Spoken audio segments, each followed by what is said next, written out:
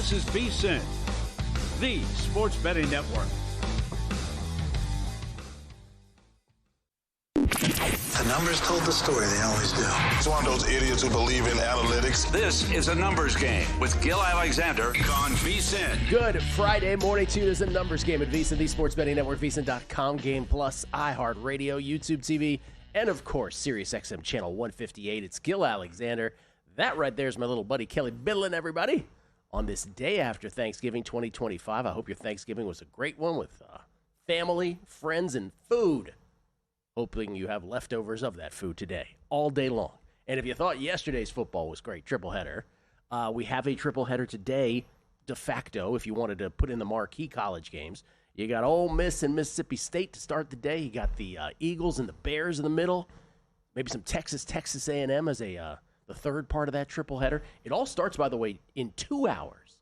So we're still here for an hour while the games are going on. When was the last time we were in studio when something like that was going on? Football, specifically.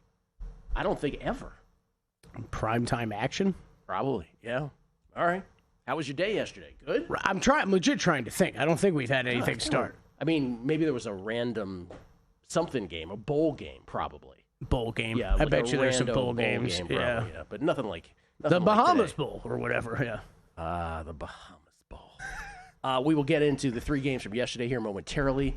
Obviously, today on the show as well, it's a Football Friday. Chris Felica with all of his thoughts on college football. So we will emphasize the pro football game, of course, here in the first hour, but we will get to Chris Felica on college football at the top of the next hour. Paul Carr on the Prem.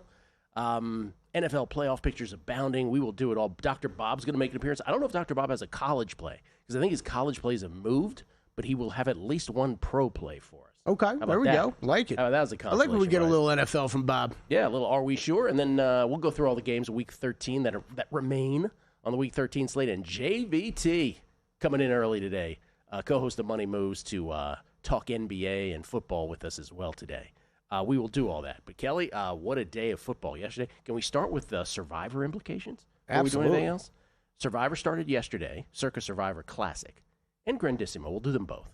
Circa Survivor Classic started with 898 entries remaining. Because remember, 2 didn't submit. There were 900, but it was 898 heading into yesterday. It could not have been more carnagey, if you will, yesterday in terms of the outcomes.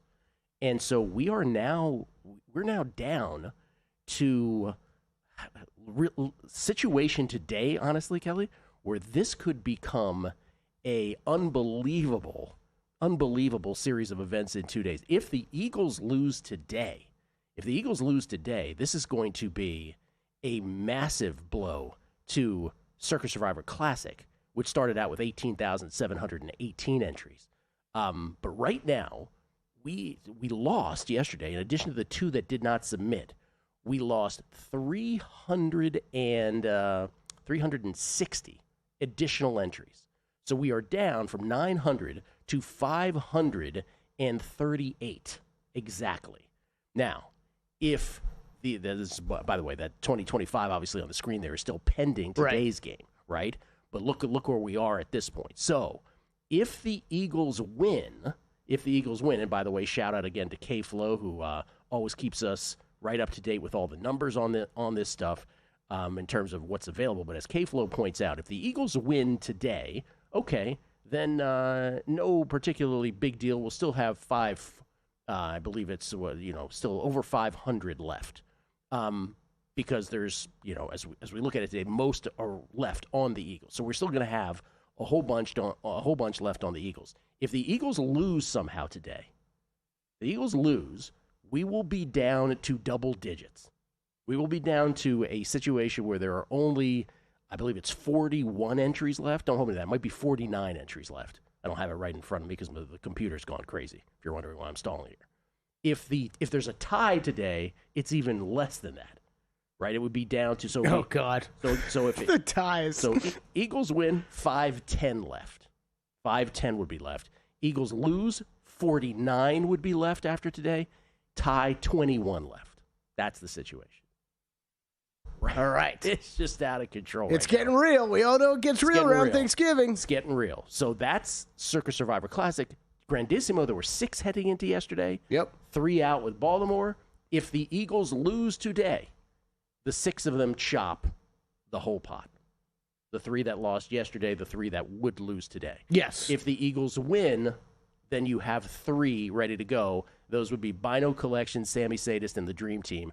They would move on in the $100,000 entry, circa grandissimo. And yes, I will, because I got 2 questions about this now this morning. So I'll reiterate what you just said. If they lose today, it's over. It's over. It is done. It doesn't matter that the Ravens lost earlier or anything like that. It's just the same week. Yep, that's how it would be. So just an amazing day, and it started, of course, with Detroit and Green Bay. Kelly, I know you. So no pressure for those holding Philadelphia grandissimo tickets. And even if the Eagles are to lose, forget that that's over.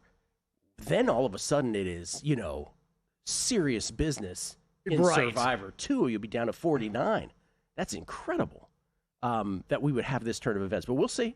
Eagles favored, of course, by a touchdown today. This is, we grandissimo, such big-time money you're talking about. Now, half the field out again, only 3 of you left with the game to be played today. I would love to be a fly on the wall, Gil, with some of these guys trying to figure out if they're doing any hedging, if they're thinking about it, splitting up anything, whatever. Yesterday, tripleheader began with Green Bay at Detroit. The reason we're here, of course, is because the outcome of these 3 games. Green Bay at Detroit was the one that had the least survivor consequences. Kelly, you were on Green Bay. You get the money. I was on Detroit. I do not. 3-0 Green Bay. When Green Bay gets the ball for the 3rd time in the game, 9 plays, 77 yards. They end up with a 4th and 3 at the Detroit 22. They decide to go for it because that's what you do today, apparently. Love to Dontavian Wicks in the end zone. Touchdown, 10-0 Green Bay, early stages of the second quarter. Then Detroit responds, 10 plays, 65 yards. Montgomery in from 3, 10-7. Green Bay immediately responds. This becomes a shootout. 12 plays, 70 yards. Took 5:42 off the clock. Where Green Bay ends up with a 4th and 1 at the Detroit 2. Green Bay granted a timeout before a false start that would have knocked him back to field goal position. Yeah. I don't know how you felt about that as a Green Bay backer, but Green Bay backer in this case. But I'll tell you how we felt about it as Detroit backers. Well, this was horse manure, I believe they call it.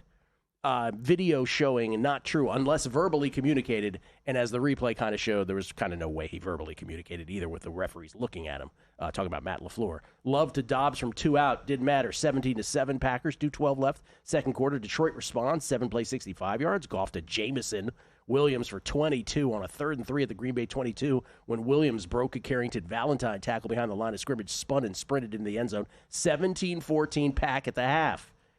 Detroit gets the ball first, second half. 4th and 3 at the Green Bay 47. Inside handoff to Gibbs, loses 2 yards. What was that?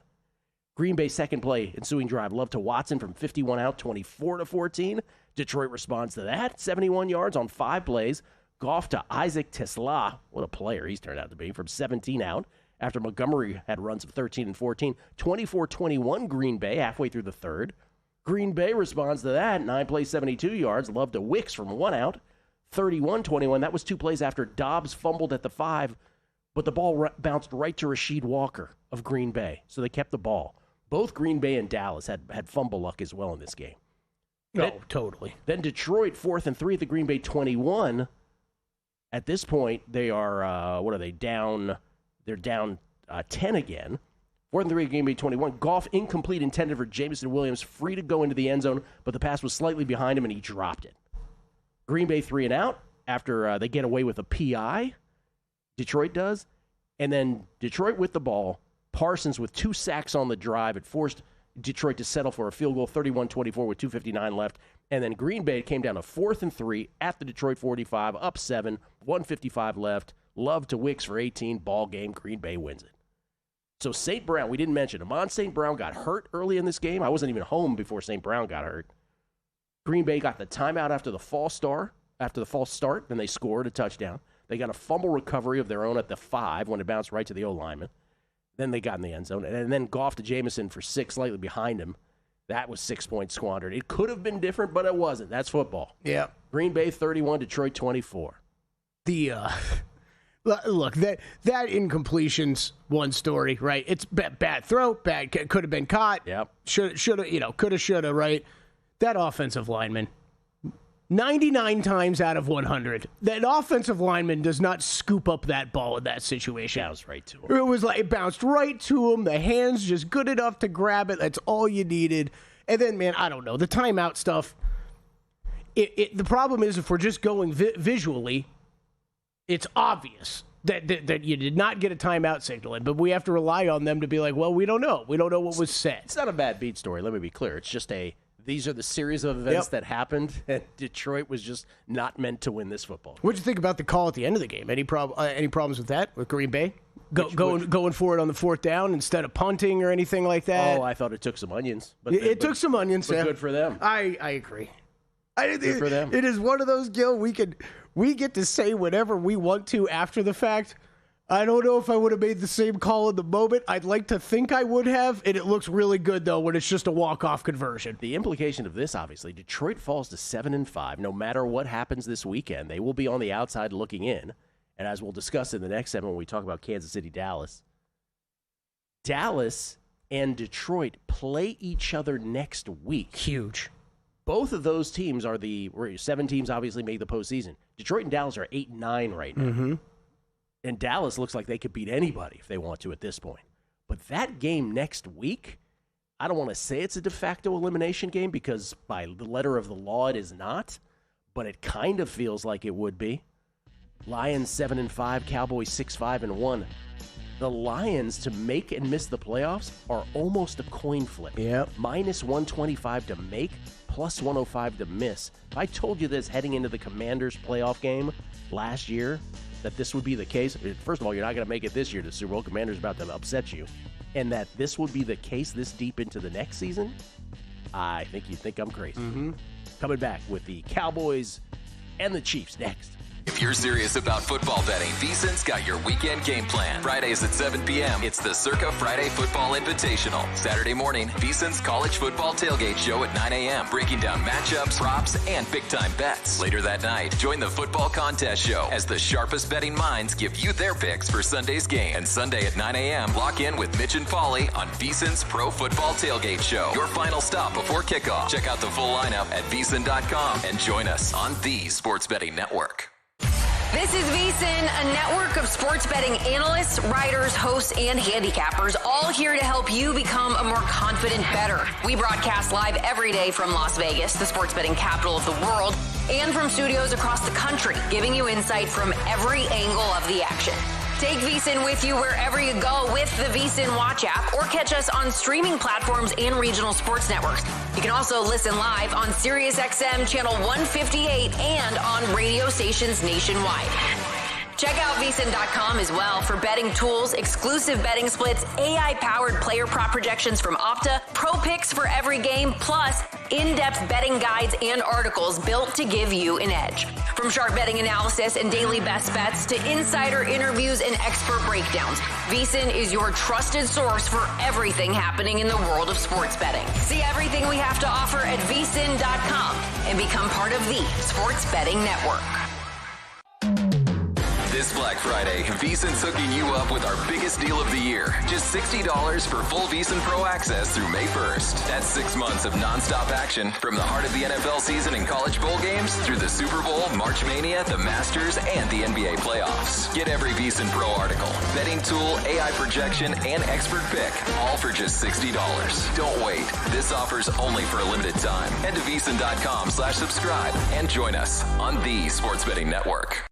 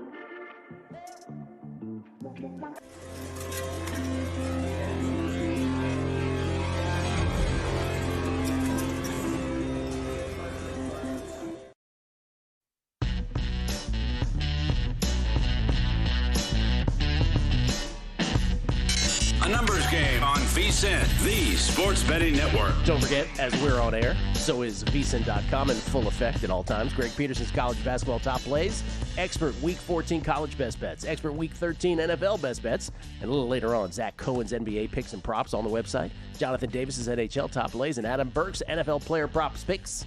Say that 3 times fast. Your Black Friday special. Get full access until May the 1st of next year for only $60. All of that at vsin.com/subscribe. We get tweets at Beating the Book. Y'all are the best. Jonathan Doe. Is that your real name, Jonathan Doe? Good morning, Gil. Thanks for taking off your prosthetic nose from yesterday. And now I'm noticing that you're not constantly pushing your glasses back up on your nose. And even without your prosthetic nose, you're still looking good. Thank you, Jonathan Doe. You know the problem. I didn't even notice this morning. You know why I took them off? Because by the end of the show yesterday, by the end of 3 hours, what I didn't count on is that those new glasses pinched me in the back of the head, and I had a massive headache after the show. All right, well, that's different. Then I was like, I'm not doing that Okay, again. well, then you got to do something about it. But I thought you were going to bring up just your eyes getting used to it, but you got to let your eyes get used to them. Yeah, it's a tough transition for me. Limited everywhere. Forget about the Survivor contest. The true Survivor winner was the old glass frames. Scuba Scott. Do you think any of the 3 entries that were eliminated yesterday in Grandissimo are ponying up the $340,000 to win $100,000 on the Eagles today, basically getting a free entry, or are they just rooting like crazy for the Chicago Bears? It's a great question. I don't know. That's why I brought it up. I would love to know what's going on inside these guys' minds. I can tell you if it were me, I'd probably I'd be okay with the 6-person. I just don't think I'd want to go through the hassle. I'd be like, 6-person chop or I'm moving on. So that's the other part of it. Like, this is with how much money we're talking about. The hassle involved is incredible. I genuinely don't think I would go through it. I'd just be like, I'm fine with a 6-person chop at this point. Some people might just have limited choices regardless from that standpoint. But, man, what a day for those gentlemen. Mark Hansen, ladies. As a Packer fan, I was listening to your rundown of the game yesterday. I told my wife Gil was on the Lions. Her response, I could tell. But was anything that I said wrong? No, not at all, man. Hey, it's Thanksgiving football. Guess what? The stars showed up, the team showed up, and the refs showed up. I'm not saying it was a bad beat. I'm just saying those are the circumstances that led to it. Lance Schaefer, we'll get to this game. He says, Lamar couldn't beat a D lineman to the edge. The big D lineman was step for step with him. He has to be hurt, or he has lost more than a step. Baltimore and the Bills are the same team. Josh Allen just makes more plays, has the window shut on both. Lamar, we'll get to it, but he just is a shell of his former self. And it has, I'll be honest with you, when RG3 had his spectacular rookie year, and then he came back from his injury sometime later. Because remember, he got it in the playoffs, the one that where he blew out his knee. His mechanics were never the same. You see Lamar Jackson, for every great play that he makes, and by the way, they take every opportunity to gush over it when it happens. But there's about 4, I don't mean bad passes in between, I mean like not even in the vicinity of the receiver passes. Shrek McPhee, is it crazy? It's bad, man. Is it crazy to think Baltimore needs to move on from Harbaugh? How many games like last night is this guy going to lose? No clue who they'd hire, but this isn't winning a ring. No team plays down to their competition like these Ravens. I don't even know if I agree with that. Remember, when they were 1-5, I was one of the people saying they're going to win this division. Then they went out and won 5 in a row. You'd think I'd be pounding my chest about it. Instead, I'm like, I'm not sure they're winning the division. At 6-5, nothing they did in that 5-game winning streak led me to believe this was a playoff team. I was even saying we did the make-miss playoffs the other day. Yeah. I was talking about Pittsburgh. I even mentioned yesterday if Cincinnati won, Cincinnati's going to think they can still make the playoffs. Look, man, I'll say it. I think John Harbaugh is still one of the best in the NFL.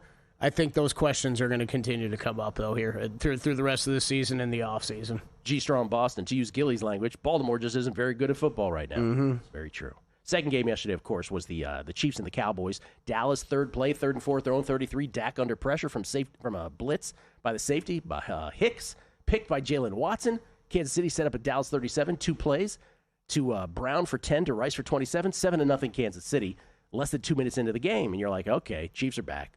I was just going to say, you're lying to me if you tell me right now that you saw that sequence and you were like, Okay, we're in for a great game. Like, no, Chiefs are back. They're good. And even though Dallas responded, 12 plays, 75 yards, 3rd and 7, 3rd and 9, 3rd and 10 conversions. The latter, Dak to Lamb from 15 out to tie it up at 7 apiece. Kansas City responded with a 12-play, 72-yard drive. 4th and goal at the 2, Mahomes to Kelsey, touchdown, 14-7, Chiefs with 1 second left in the first quarter. Then Dallas, 4th and 4 at the Kansas City 48, Dak to Ferguson for 10. That led to an Aubrey 49-yard field goal, cut it to 14-10. And Dallas would take the lead before the half. The next time they had the ball, 8 plays, 85 yards, Malik Davis for 43. Who? 17-14 Cowboys at the half. Now, so game soaring over, right? Soaring over, 17-14. Yeah. Then all of a sudden, nobody scores. Dallas, the second time they had the ball in the second half from their own 4, they did get an Aubrey 36-yard field goal to extend the lead at 20-14. And then Kansas City would take their final lead of the game when they won 11 plays, 80 yards, 4th and goal at the 3. Second play of the fourth quarter, Mahomes to Rice, 21-20. Remember, so both of those last 2 Chiefs touchdowns were on 4th and goal plays, short yardage. 21-20 Kansas City, opening seconds of the fourth quarter. And then from there, it was all Dave Ross's Dallas Cowboys. 68 yards, Dak to Pickens for 33, the big chunk. What a play that was. Dak to Javonte from 3 out, 26-21. To Pickens for 2, 28-21 with 11:15 left. Kansas City then a 3 and out after Rice dropped a third down pass. This is very similar to Detroit in a couple ways. Yeah. Then Dallas from their own 10, Dak to Lamb for 51. That led to an Aubrey field goal. That extended it to 31-21. A play after Pickens fumbled, but Turpin with a hustle recovery. Great play by Kevontae Turpin with 5:16 left. It's 31-21. Kansas City would get another touchdown. 7 plays, 67 yards. Mahomes to Brown from 10 out, 31-28. And Dallas, with 3:27 left, took over and never gave the ball back. Cowboys win at 31-28. Talk about playoff implications. We just talked about it with the Cowboys and the Lions as a tandem. They are the 8th and 9th teams, Detroit and Dallas respectively in the NFC, both on the outside looking in. It's not an elimination game by law next week between those two teams, but it sure as heck feels like one. As far as the Chiefs, no matter what happens this weekend, they're going to be on the outside looking in of the playoff picture. And yet, they remain a favorite. Well, no, they don't. Let me check that. They are even money to make the playoffs. They are minus 120 to miss. So again, both the Lions and Chiefs, who at one time this year, right, like 6 weeks ago, I would have thought, well, if you had to bet a Super Bowl matchup, it's the Lions and the Chiefs. Both now are virtual coin flips to make the playoffs in the respective conferences. It's amazing how this season has gone. Third game, of course, Cincinnati at Baltimore. Sorry, Gil, I was checking one number on there. Man, I can't believe the Texans got that short, too, man. Texans are like a coin flip right now. And by the way, the reason that the Ravens are still, the Ravens, on the other hand, which we'll get to here, Cincinnati, Baltimore, the reason that they're still a favorite is because they play in the AFC North. Right. But I don't know if I believe that, as I said even before yesterday's game. They are on the outside looking in currently, but if Pittsburgh were to lose this weekend, Baltimore would be back in the playoff picture, even after this loss yesterday, as the AFC North leader in the moment. Who do you most want to see in the playoffs between the Cowboys, Lions, Chiefs, and Ravens? You got to leave 2 teams out. Say that again. Which 2 teams between the Cowboys, Lions, NFC, AFC, Chiefs, Ravens? If I told you one made it, one doesn't, who do you want to see? I definitely don't want to see the Ravens. I just think they are so flawed. Me too. And not a playoff team by any stretch of the imagination. A lot of injuries. I just don't think they deserve it either at this point. What have they done? Yeah, I'm with you, man. I would like to see Patrick. I would like to see Patrick Mahomes. Yeah. I would because I'd like to see him do it. Just having to play everything on the road, because they're not winning the division, right? That is not mathematically the case, but it's certainly almost an impossibility at this point. So they're going to have to get in as a wild card. And then in the NFC, I'm a Washington fan, so of course I never want to see Dallas in. So like right now, I want to see the Cowboys in the playoffs so bad, and especially it might be a little too late. I know, especially comparing it to Detroit, where it's just Detroit is just stumbling down the stretch. All these injuries are so tough, right? You add on a Amon-Ra St. Brown now. It's brutal. Everything they're dealing with on that offensive line, defensive backfield, it's just tough. Though I will say this about the Cowboys and the Lions game. This will be, remember Warren Sharp does his little cottage industry of schedule analysis before the season? This is one of those situations with the Cowboys, I believe, where it's the 4th game in 17 days. Oh, great call. Yeah. So it's extremely bunched up. Yeah, you talk about load management in the NFL. This is real NFL load management scheduling problems where you don't load manage, obviously, in this league, but it's a bad scheduling spot. Yeah, these are the spots I seize on multiple times a week in the NBA that you almost never see in the NFL. Yeah. That's right. So there is that. We will get to the Bengals and the Ravens, which was the game I was most looking forward to yesterday, and it lived up to the billing. That one we were both on the right side of. Yep. Bengals +7. That one got home, and we'll go through those implications. But a little break on a Football Friday with some global football. Paul Carr with his 3-pack of Premier League picks, and I believe we have a World Cup draw coming up here. Oh. We got to talk about that. Go USA. Are we a thing? Is USA a thing? Go Christian Pulisic. Thing or not a thing? We'll do that next. It's a numbers game at VSiN, the Sports Betting Network. This Black Friday, VSiN's hooking you up with our biggest deal of the year. Just $60 for full VSiN Pro access through May 1st. That's 6 months of nonstop action from the heart of the NFL season and college bowl games through the Super Bowl, March Mania, the Masters, and the NBA playoffs. Get every VSiN Pro article, betting tool, AI projection, and expert pick, all for just $60. Don't wait. This offer's only for a limited time. Head to VSiN.com/subscribe and join us on the Sports Betting Network. Elevate your sports betting game with VSiN's exclusive betting splits. Stay ahead with real-time market trends and track bet percentages on any matchup. Then uncover the edge by comparing them to the amount of bets placed to find out where the sharp money is headed. Upgrade to VSiN Pro to access betting splits, live odds, line moves, power ratings, and in-depth game analysis. Go to VSiN.com/pro to join VSiN, the Sports Betting Network.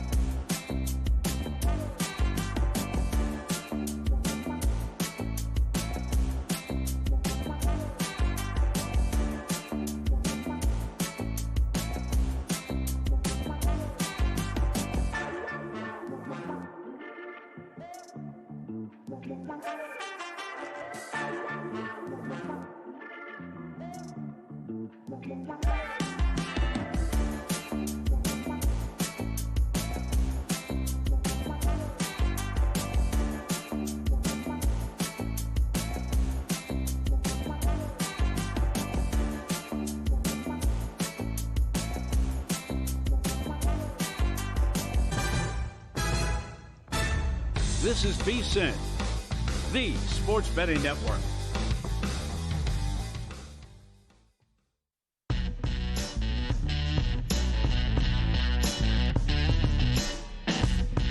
A numbers game on VSiN, the sports betting network. Say, Kelly Bidley, What's up? How did those first touchdown scorer props go for the Crew yesterday? Oh, for 3. 0 for 3? I thought it was 0 for 3 games. 0 for 6 in terms of people, though, right? Yeah. Over 6.5. Yeah. Ready to boost your bankroll? Brocco's giving new depositors a 50% purchase bonus. Just use promo code VSiN when you sign up. Brocco's lines are live on our VSiN betting splits page. See where the action's moving before you bet. Turn your bonus into an edge with insight that matters. Go to playbrocco.com. That's BRACCO. Playbrocco.com today. Use promo code VSiN. We get tweets at Beatty the Buck. Reed Wilson at Need a Bump. He says, glad you ditched the Gloria Vanderbilt collection glasses after one show, Gil. Hey, they were not a hit. They were not a hit. Thank you, Reed. No, don't listen to these people, man. Don't listen to everybody. You looked fine, okay? It just takes – everybody's seen you with clear frames for how many years. It's a wild adjustment. About 6. And not only do I want to let you know that I have your back because you always have my back, but I'm also probably going to be doing something similar soon. So, yeah, like, come on. Let's all be cool, all right, about it? You're getting ahead of it? Yeah, exactly. I thought it was such a nice thing, and then you're like, it's all for me, Gil. Jonathan Call. Have to wonder what a 3-leg parlay of Detroit, Kansas City, and Baltimore to miss the playoffs was paying at the beginning of the season. No kidding. Yeah. Pick 10. Wow. Really windy in Philly at 10:20 a.m. Eastern this morning, just now. A 30-yard pass is going to be an adventure. How about field goals, too? That's a big deal in today's game. Yeah, it really is. They kick field goals, or are they just going to keep going for it? It's looking worse and worse, and that total is only mildly adjusted, Gil. There are certain shops. This is when you can take advantage of some of these things. Who's sleeping on the job? Who's sleeping in on a Black Friday, right? Some shops going down to 43.5. I still see a 44.5 out there, though. Tronsky, how do we explain the worst defense by DVOA in the history of DVOA has now turned in 2 solid performances in a row? What changed? Weren't they also missing Hendrickson? This team feels live. I got no explanation, man. That's when Aaron Schatz was on the Megapod earlier in the year. You may have caught a debate between me and him. I'll call it a debate where I was like, Washington's defense stinks, and he says, no, they're not. They're average. And then Washington went ahead and played 2 more games. He's like, oh, you're right, they stink. NCI 95 Gambler, good to hear from you this morning, Gil and Kelly. Hate to be this way, but someone called the NFL underdogs yesterday. Who knew I should have parlayed all MLs? Oh, he said they called in. They made a call. That's what he's saying. Yeah. Chris Heath, thing I didn't like about all the games yesterday was they seemed decided early, even though it was a comeback feeling, especially in the first 2 games, but it just never felt real. Lance Schaefer, pardon me. If you have the Eagles in Survivor, hedge now because Caleb is about to put a special performance in. Tributes to Gil. Bear down, Gilly. He's talking about the Merrill Hodge. He's nothing special. I see what you did there, Lance Schaefer. Yeah, well done, actually. Well done. Well done. I have gone, and I know we're going to get to this game. We got Paul hanging on. I have gone back and forth so much on this game because the weather, if anything, the weather and wind picking up feels like it hurts the Bears more. It hurts the Bears more. Yeah, so I don't know. I'm kind of more back on the Eagles side. Bear down yourself, Lance Schaefer.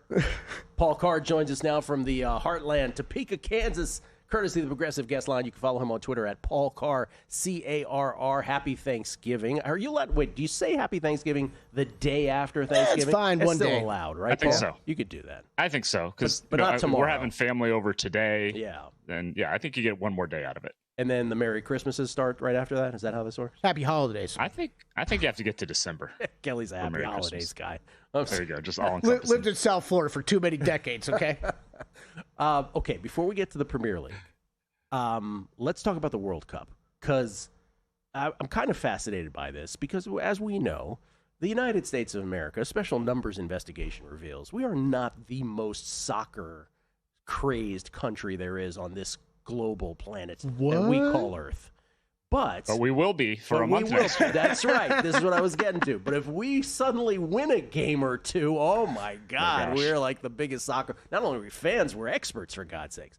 Okay, so the draw is when, Paul? The draw, the USO. A week from today. World Cup draw. Okay. I think it's noon Eastern next Friday, give or take. So, 1 week. Okay, and this matters greatly for everyone, I would imagine, but maybe especially for a side like ours? Yeah, when you're a team like the U.S., where they could conceivably be the best or pretty close to the best team in the group, or they could theoretically be the worst team in the group.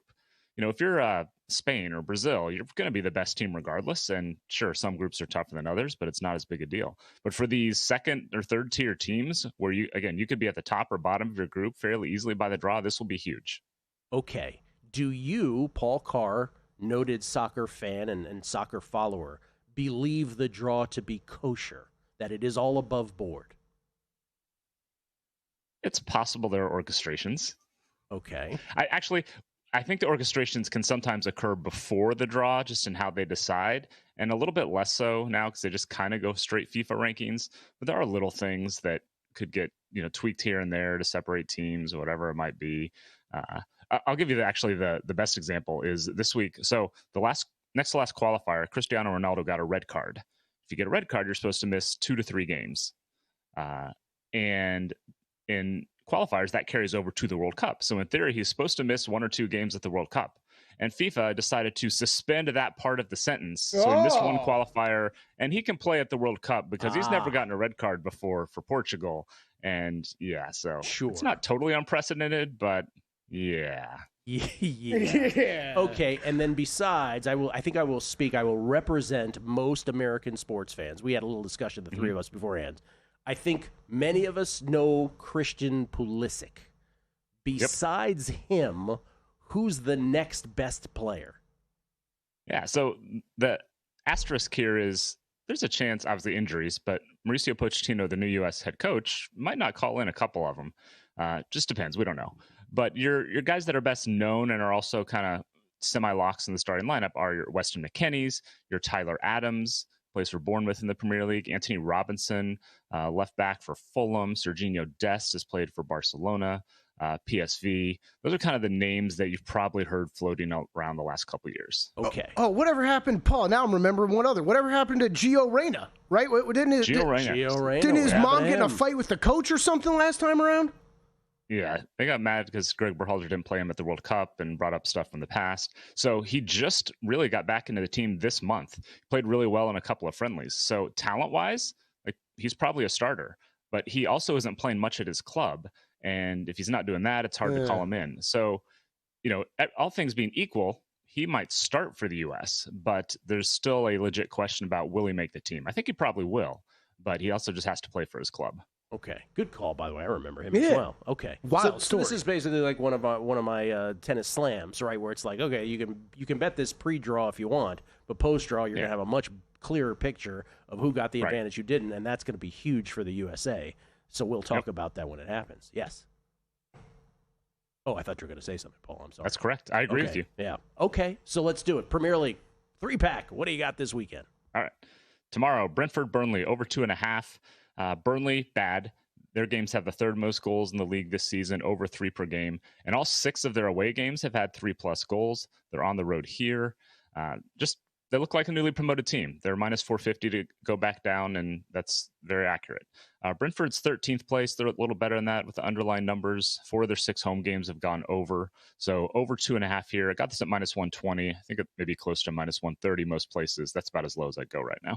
All right, Brentford. You said Burnley bad. I would assume Brentford good is what your handicap was. Brentford there? Like solid mid-table team. Okay, yeah. Right. Over 2.5 goals. Brentford and Burnley. That is tomorrow. Then Sunday, a pair beginning with Crystal Palace and Man U.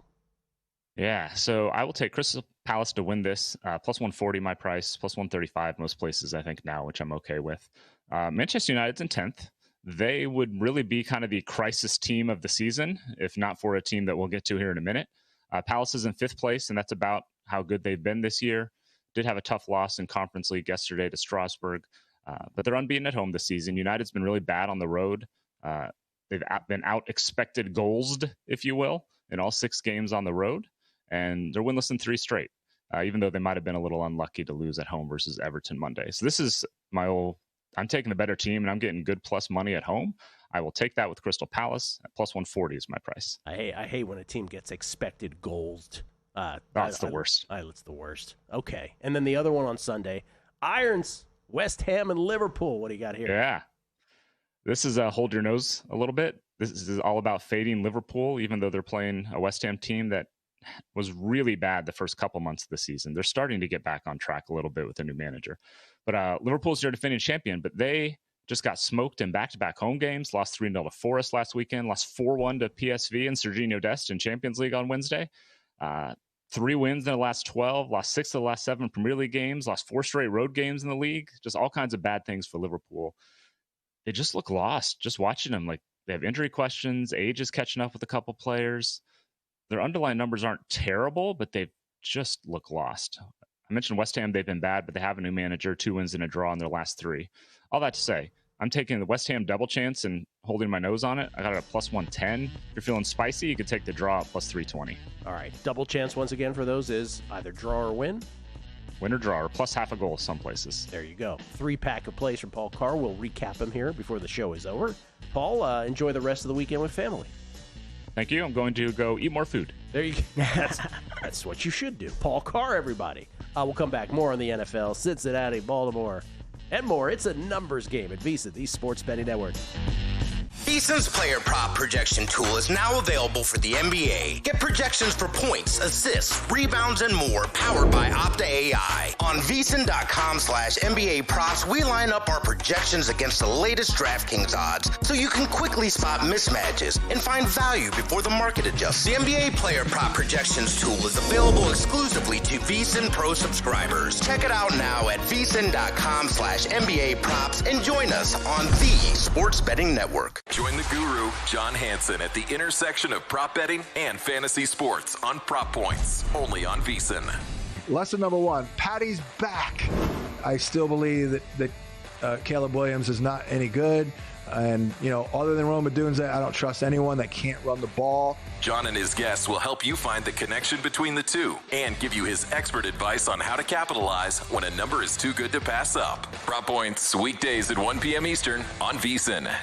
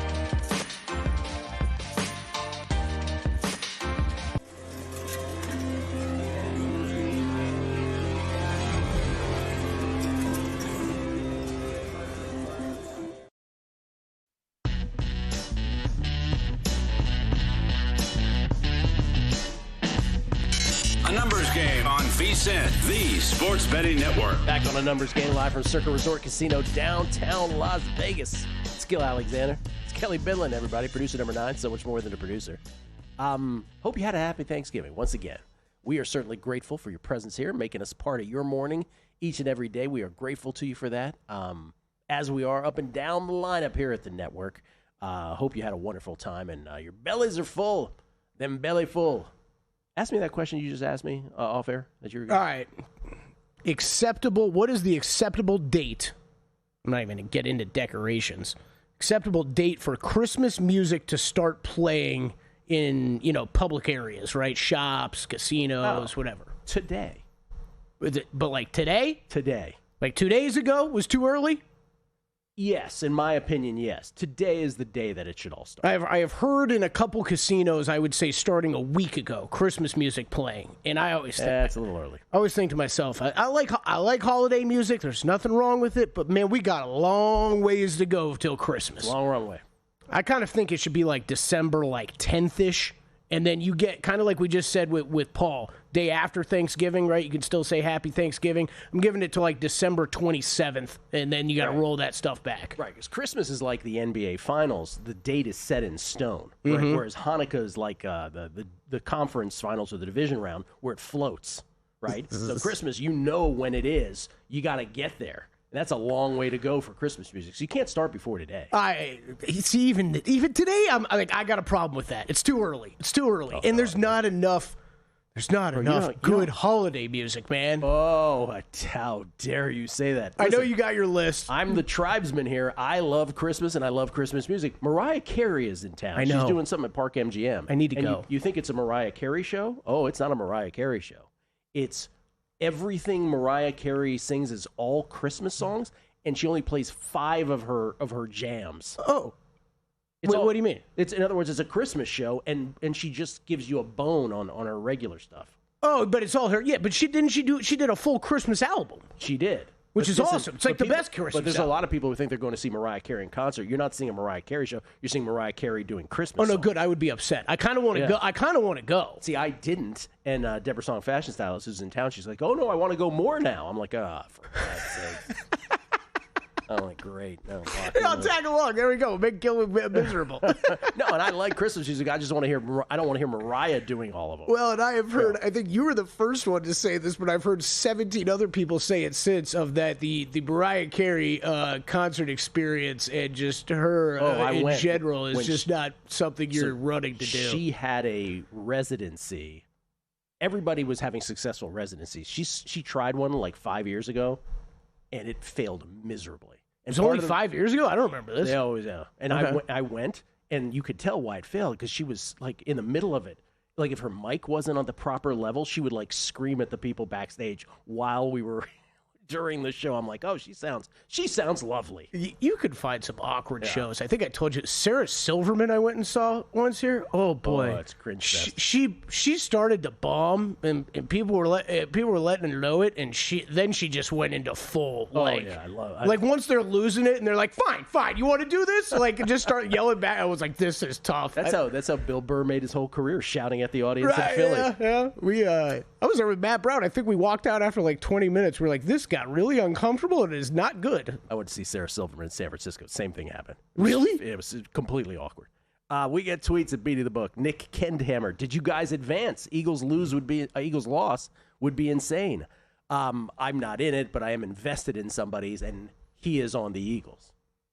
So still in it at least for a few more hours. Let's put it that way. I have 2 Grandissimo entries if I have not brought it up before, so it's a big day. Kelly's really alive.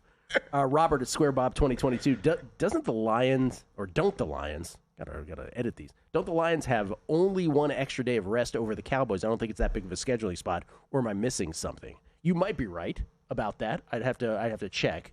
Did the Lions play 4-18? Is that right? I'll check on it. Yeah, let's check on it. It's a good question. Torch D, the one who put the satin in your panties, said that whole Thanksgiving was a bad beat. My 1-year-old daughter took a spill and broke her wrist. Oh, I'm sorry about that. Oh, gosh, hospital visits. While at the ER, I accidentally hit cash out on my Packers, Cowboys, Bengals moneyline parlay in the third quarter of the Bengals game, shaking my head. Is that right? You making that up? Oh, man. Oh, I'm sorry to hear that. I hope your daughter's okay, though. Poor girl. Pobrecita. Robert adds, Square Bob 2022, he says, I think they needed a rule where if a ref hears a coach call timeout, he should have to raise his hand so we have visual evidence he heard it. I think the NFL should be embarrassed by what happened on that play yesterday. Thank you, Robert, Square Bob, as I was getting incoming from Packers people who don't like to admit when things go against them. Wyatt Tomchek. Sorry, I don't know why I got mad at Did Wyatt actually text you? No, that would he have been didn't. great. Wyatt's the nicest guy in the world. I'm not sure what just happened there. No. So I think what I think's being lost in this conversation, was it Square Bob who tweeted that? Yes. Is what he brought up is okay, I understand the complaint, but what's the fix and how do we use replay, right? His point is this: as fans, we have no way of verifying if that was true. No, totally. Yeah. But also, they can't use the visual evidence of that to change a call, right? No one's suggesting. So that really, I know, but really, the networks are just teasing us all when it's like, hey, by the way, see the refs missing this completely. By the way, I thought Kevin Burkhardt and Tom Brady were not having their best quarter. They didn't make nearly enough of that. I hate when we're these guys, but I thought the whole day yesterday was pretty bad. Yeah, they didn't make nearly enough of that. And also, when the first touchdown, the Packers touchdown, I think it was the first one that made it 10-0, was so clearly a touchdown. And Burkhardt was like, he just swore it was not a touchdown. Okay. He was like, oh, he didn't get both feet down. I was like, no, the first foot hit, man. What are you talking about? I was driving at that point, and the radio call was just as confused. So I don't know what was going on. It was so clear that it was a touchdown. Yeah, I saw it later, and I was like, what was the hold up here? Cincinnati, for those who missed it, they're up 3-0. And Baltimore goes 7 plays, 69 yards. Derrick Henry in from 28, 7-3, Baltimore. And you're like, all right, Ravens gonna roll. Next time the Ravens had the ball, though, up 7-3. Third play, 3rd and 9 at their own 15. Lamar sacked by Joseph Ossai. Fumbles recovered by Cedric Johnson. Cincinnati set up at the Baltimore 2. And then what can only be described, Will Hill was great. Will Hill called this as a very methodical drive by the Bengals from the Baltimore 2. Incomplete, no gain, incomplete, 4th and goal to 2, incomplete intended for Gesicki. What are you doing, Bengals? Still 7-3. Bengals get the ball back from their own 47, 4th and 1 at the Baltimore 32. Burrow for 2. Why they didn't do that at the 2, who knows? That leads to a McPherson field goal. So it's 7-6 Baltimore. Cincinnati had all kinds of opportunities, could not cash in.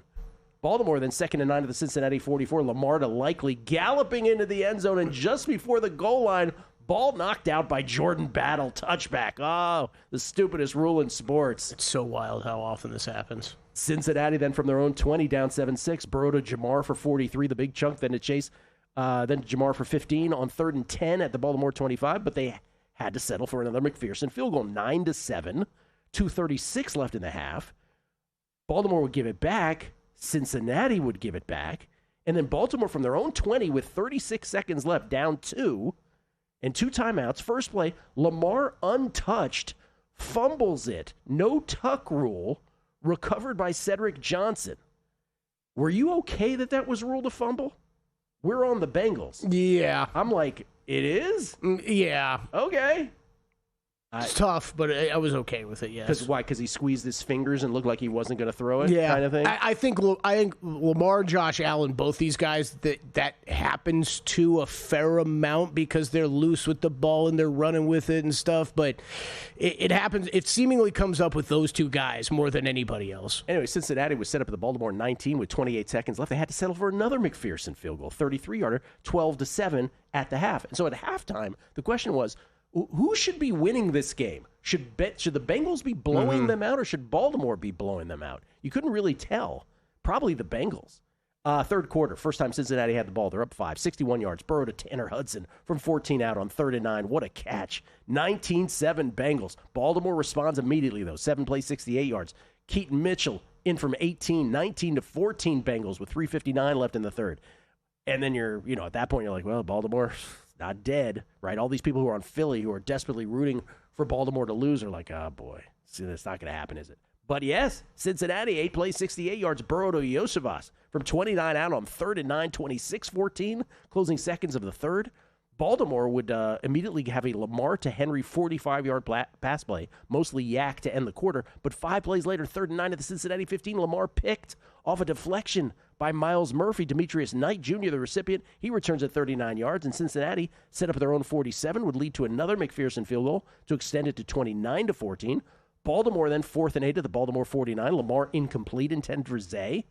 Cincinnati set up at the Baltimore 48, but 3rd and 6 at the Baltimore 12. Pirine hit by Travis Jones. He fumbles. Jones recovers. And then Baltimore from their own 16 with 5:01 left. 1st and 10 at their own 38. Lamar to Zay, hit by Jalen Davis, fumbles. DJ Turner recovers. And that would kind of be it. They'd add a field goal, 32-14 Bengals. But Baltimore's still a big favorite, minus 185 to make the playoffs because they're in the AFC